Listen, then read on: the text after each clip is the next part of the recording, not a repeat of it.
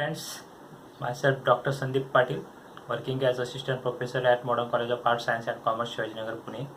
I am making this video as an assignment of faculty development program conducted by Modern College. I am uploading this video to my YouTube channel. Kindly view the video and subscribe my channel. Today I am going to teach you Bohr's theory. Okay, so after the Rutherford atomic model, Bohr proposed a new atomic model by giving quantum mechanical approach to it, and I am going to teach you that Bohr's atomic model today. Okay, so for this let's move to the presentation. So Bohr's atomic model. Bohr's atomic model was proposed by Niels Bohr in 1913. Okay, and for that he got Nobel Prize in 1921 in physics.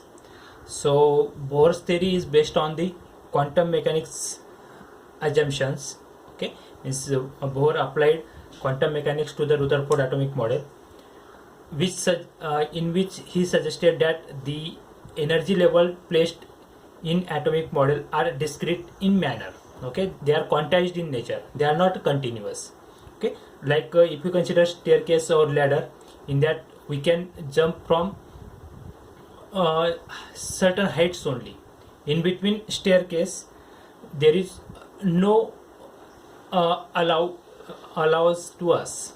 Okay, so this is the basic assumption made by him, and he gives the quantum mechanical approach to Rutherford atomic model. And Bohr proposed this atomic model on the basis of three postulates. So if we consider postulate 1, first postulate, according to first postulate, the electrons are revolving in circular orbit.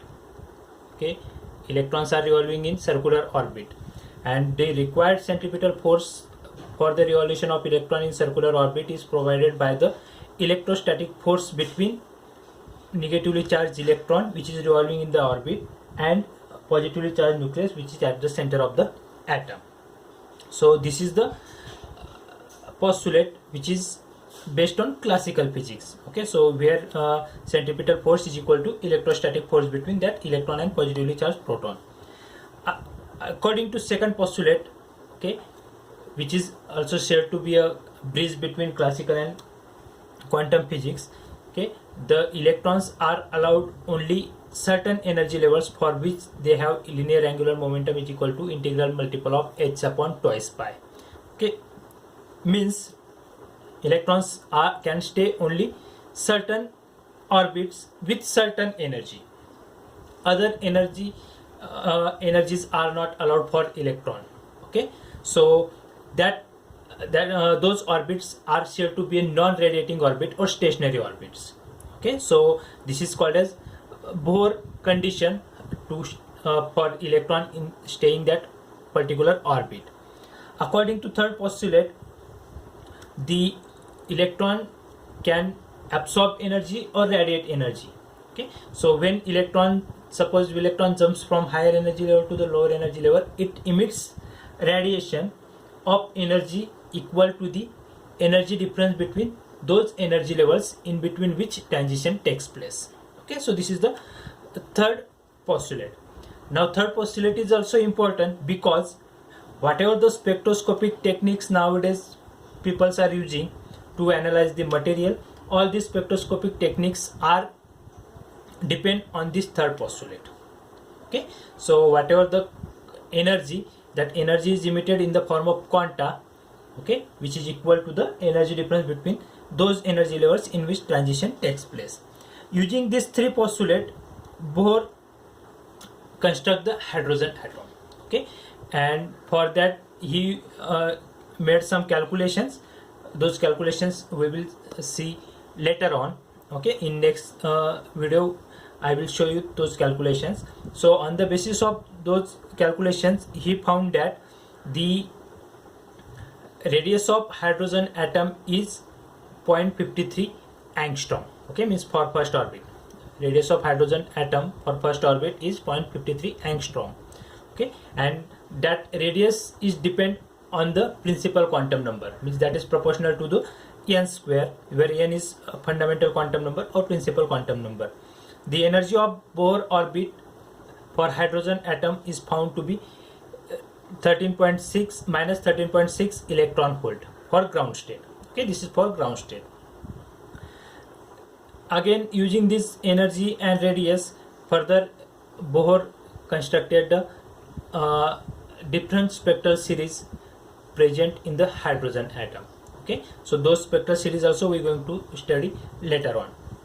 Okay, and whatever these calculations of radius of Bohr atom and energy of Bohr orbit, okay, these calculations are found to be accurate according to the experimental data.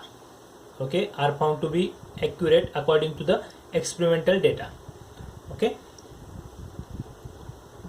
but still Bohr theory has some shortcomings, okay, or drawbacks. So Bohr theory cannot explain other atoms rather than hydrogen atom. Okay, it fails to explain the other atom rather than hydrogen atom.